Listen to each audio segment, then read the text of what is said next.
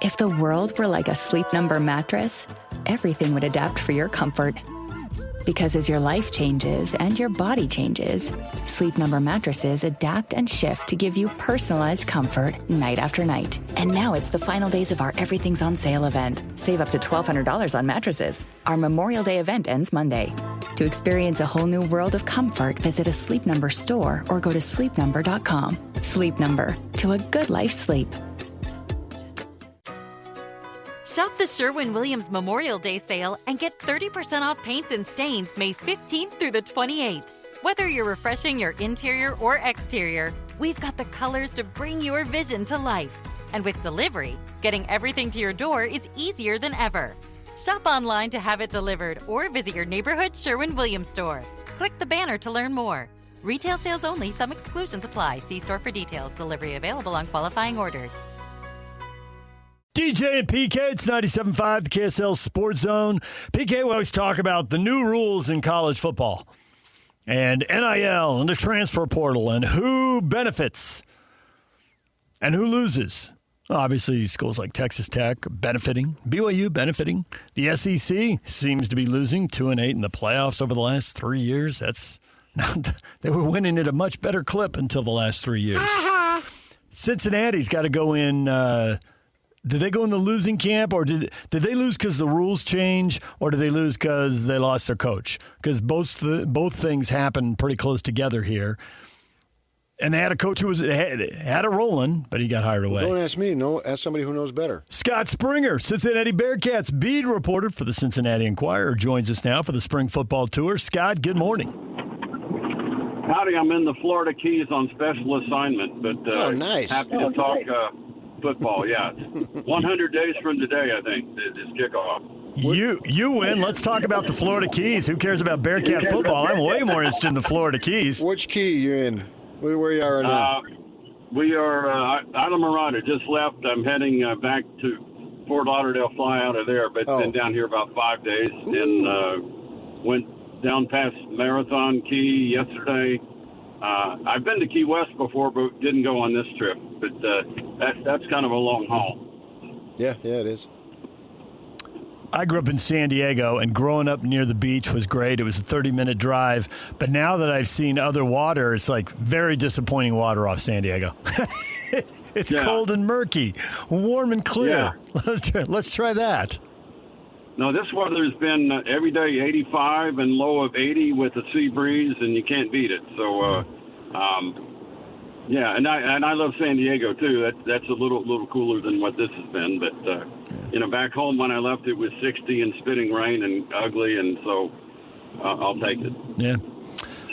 Curious about the state of the Cincinnati program. Did they take a big hit because they lost the coach, or did they take a big hit because everything went to the world of NIL and transfer, and when you're in the shadow of the Bengals and Ohio State, you're probably not going to have as much money. The big money is going to flock to those two.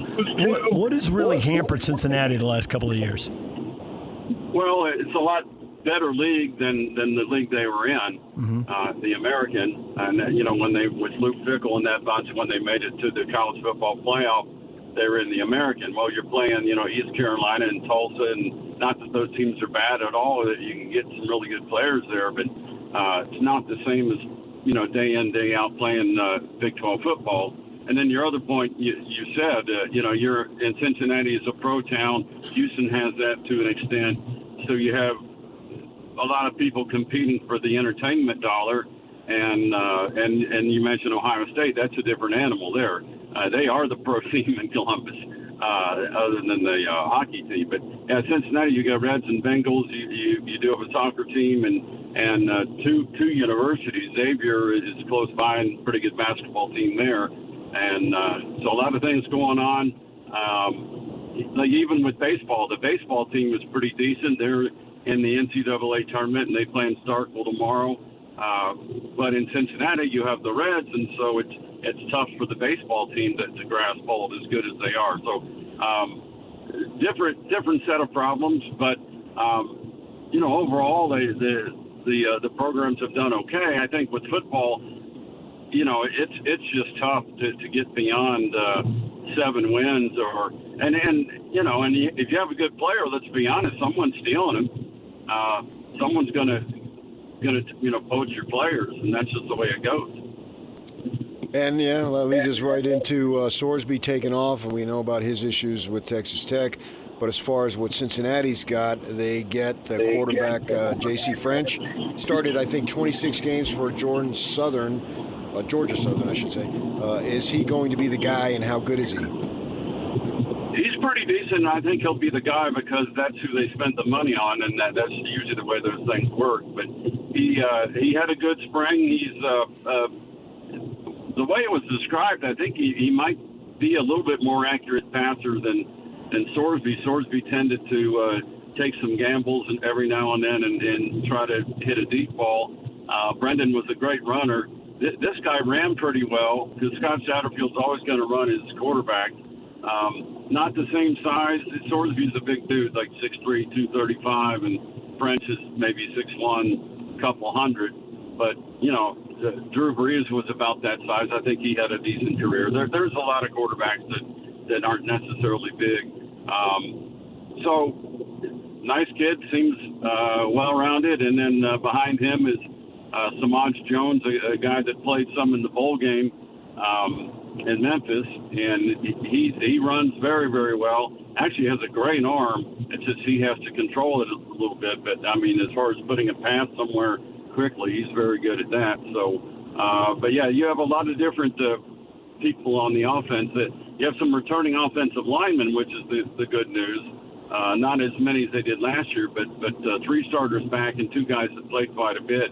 And the way they like to run the ball, that's going to help them out. So I think offensively they made some improvements, but we're in this era where every year you got to figure out who's on your team, and about halfway through the year you might find a favorite, and then you got to figure out a way to keep them. We see a lot of times that the best players get held out of spring games or final spring scrimmages, as they tend to do these days. And so sometimes the guys who star in that aren't really the stars. They're the people that are willing to risk getting hurt. J.V. Gibson had 3 touchdowns in that final scrimmage. Is he the guy, or were they holding the guy out? Yeah. They didn't really hold any receivers out. They had a couple defensive linemen that didn't play. More on the defensive side, guys that didn't play. But Gibson looks like the real deal to me. He reminds me some different build, but Cyrus Allen, for instance, was a Louisiana Tech guy and then played 1 season at Texas A&M. Didn't necessarily get as many throws. I think he had 18, 19 receptions, and he comes to Cincinnati and catches over 50 balls and had 13 touchdowns, set a single-season school record, and then he gets drafted by the Chiefs in the 5th round. So this kid, he's got good wheels, good size, bigger, 6'2", 211, went up and got a lot of balls. I like him a lot. I think they've improved every year on the receivers. It's just so odd, you're used to one group of receivers, and then, like last year we had Caldwell from Lindenwood, who caught on as a free agent with the Chiefs, and then Cyrus Allen. The only new receiver, or old receiver, I should say, Isaiah Johnson is like the only returning one. Elijah Jones, I'm thinking off the top of my head here, but they pretty much went out and got new receivers and pretty much all new running backs, and you're going to have a new tight end because Joe Royer is with the Browns now, so a kid, Gavin Grover, stepping up. I think he'll be good. Good size, 6'6", 250. Offensively, I saw some good things. It's just, when you're playing against yourself, you just don't know. You don't know what you have until, October, and then you have to fight it out there. But, because you guys know these preseason predictions, every Big 12 poll I've seen every year is pretty off base. They're not accurate, and because you don't know. You don't have anything to base it on. If the world were like a Sleep Number mattress, everything would adapt for your comfort. Because as your life changes and your body changes, Sleep Number mattresses adapt and shift to give you personalized comfort night after night. And now it's the final days of our Everything's on Sale event. Save up to $1,200 on mattresses. Our Memorial Day event ends Monday. To experience a whole new world of comfort, visit a Sleep Number store or go to sleepnumber.com. Sleep Number, to a good life's sleep. That sound could mean a lot of things. And when something's going wrong at home, the hardest part can be figuring out what the problem actually is. At Thumbtack, you can upload a voice message or a photo, and our AI-powered search will help diagnose your project. Plus, the pros we know have over 14 million 5-star reviews, so you can hire with confidence. Thumbtack, we know homes. Hire the right pro today. Make game day yours. Tickets, food and drinks, stats, and streaming. Everything you need is in the Utah Mammoth app. Download today and make game night easy. Download on both Android and iPhone. Tusk Top. Talk about the new guys. Let's go into the coaching. Scott Satterfield did not retain or parted ways with both coordinators. Explain what was going on there and what do you expect out of the new folk? Nate Woody is a guy who has coached with him and is the defensive coordinator now. Tyson Veit ran 3-3-5, three-man front, trying to do kind of what Iowa State had done because that was his background. Just didn't work. The Big 12 offenses were too sophisticated, and if you're only rushing three, it's, they can piece you apart. And he, really nice guy. He turned around and got a job at Penn State with Matt Campbell, who he had coached with before. So he's a linebackers coach now. But Nate Woody was some guy that was at Army, and then he had coached with Satterfield at a couple other places. And I think they're going to be a little more aggressive, rushing the passer, causing havoc, which is the key word that they want to throw out there. And they got some bigger defensive backs. You do need size on, 6'3" guys now. You got a 5'8" guy covering a 6'3" receiver. You're probably losing that battle. And so they've got some size there in the portal, a couple guys. And I think defensively they did lose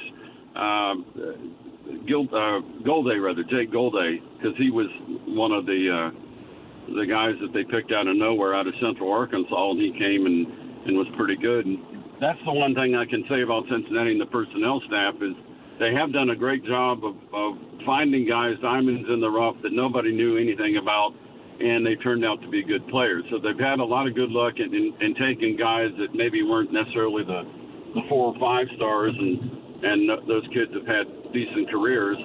It's just, like we said also, you have to watch that. It's like either they fall in love with you or you're going to lose them to somebody else that's going to pay them a ridiculous amount of money. And, Brendan, great kid. I know nothing of his gambling issues other than what Cincinnati has told me and all. But $5 million, you give a 21-year-old kid $5 million, that's just scary, and I don't care who it is. $5 million to me at 21, hard to say where I'd be, what country I'd be in, or anything. Would you be alive? Maybe I'd be down here in the Keys hanging out. Yeah, right. You hear those coaching moves for coaches in the 4th year, and it could be desperation. It could be something tactically really smart. Just on the surface, it looks like the program's headed up from 3 wins to 5 wins to 7 wins. In conference, it's 1 win to 3 win to 5 wins, bowl eligible the 3rd year. It looks like the progress is tangible and the arrow is up. Is that what it looks like when you're closer to it? And how much patience is there with Satterfield? I think they have exactly what you said. I think they looked at it that way. Because if you looked at it just from November, you're going, oh, no, this is not working. Because they've not, 1 win in November. That was 2 years ago. And 23 was the last win in November at Houston. But, the previous year, you're 5-2, just knock off Arizona, who turned out to be pretty good. And then you don't win. And then this past year, 7-1, coming into Salt Lake City and big game there, and that's tough for anyone. But they couldn't get it back after that. They had Arizona and then BYU. The back end of the schedule was really tough.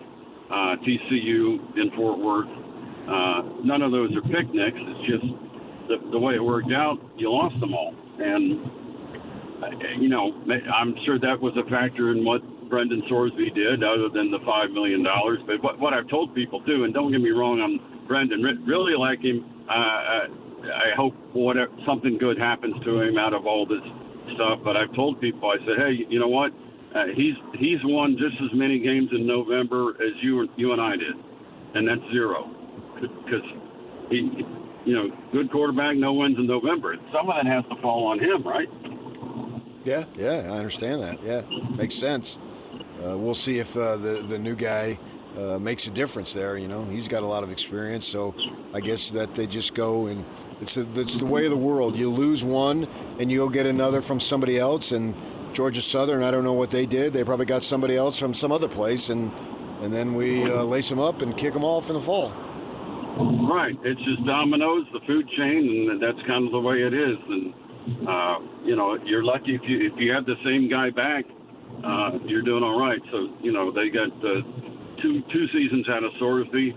I know basketball-wise, if you get a kid, I think we had recently a kid that went. Day Thomas was there 3 years, which is an eternity anymore. But yeah, I don't get it. I know I'm old and cranky and all that, but you bring a guy in and you give him a plaque after 5 months, and then he's off to somewhere else.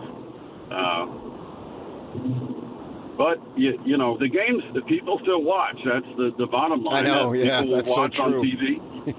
Yeah. You're going to watch them. People complain about the bowl games, and the bowl games still get watched. And here's where the NCAA is a bit hypocritical. And I'm no gambler. I do not gamble. I've been to Vegas 3 times, haven't laid one bet down because I have no idea what I'm doing.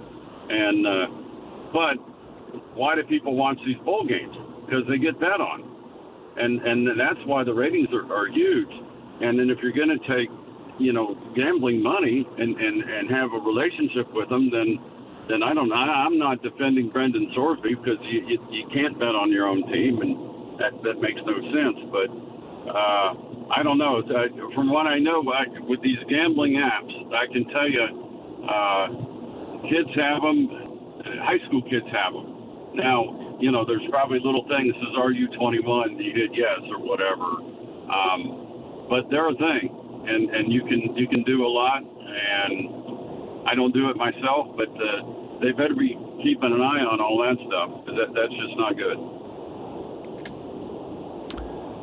Is Cincinnati going to be better at the line of scrimmage? I see 13 against the run. And when you talk about it's hard to get past 7 wins, it's hard to get past 7 wins if anybody who's good at running can run all over you. And when you're 13th in the league, giving up almost 180 yards a game, it seems like you're kind of doomed there. Yeah. Well, I think that some of that also was, you're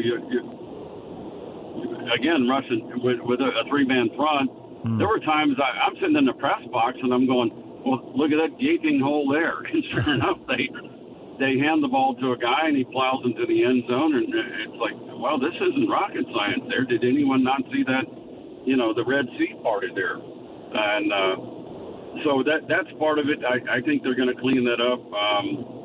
They a couple defensive linemen they got out of the portal they like, but they're small school guys, so I can't tell you how well they're going to be. Like one guy came from North Carolina Central, which is an HBCU, but he looks to be pretty good.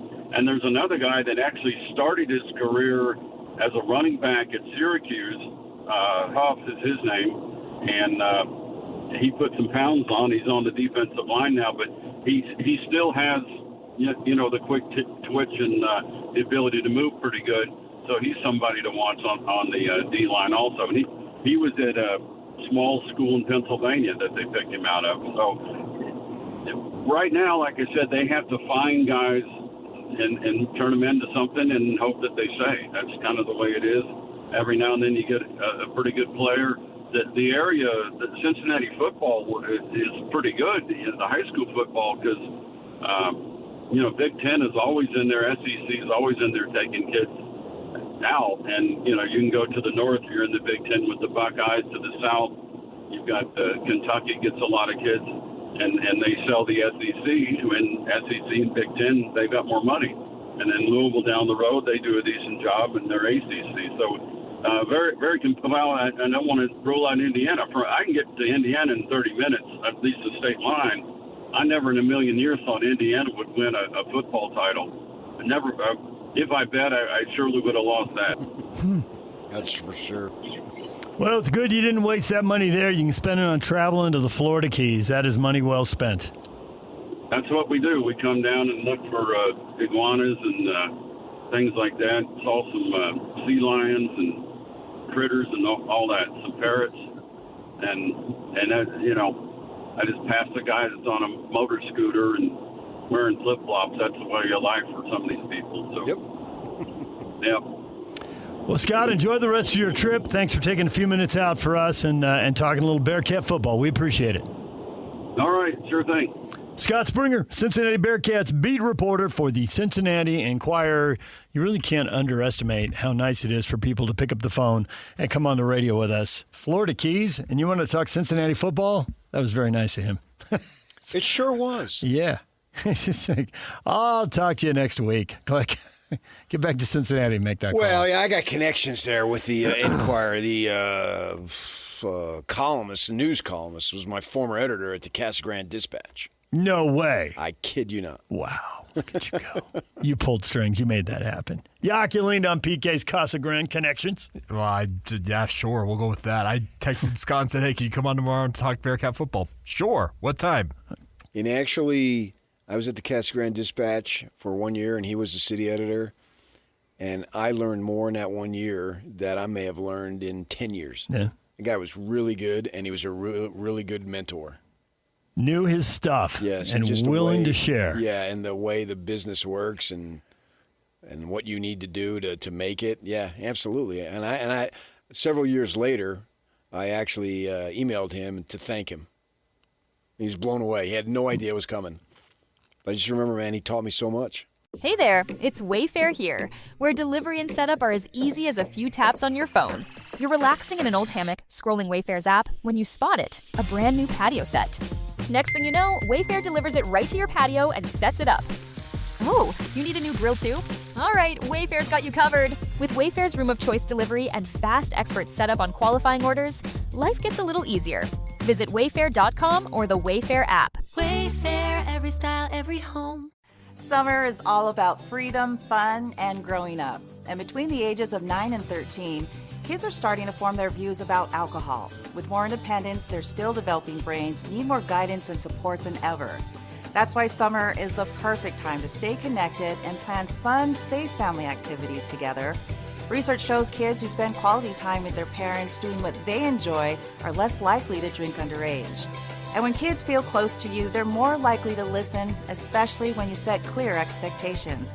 In fact, kids who drink before 15 are far more likely to struggle with alcohol later.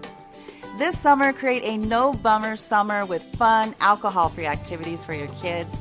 Go to summer.parentsempowered.org to take a quick quiz and discover ideas tailored to your family. A little time together can make a big difference.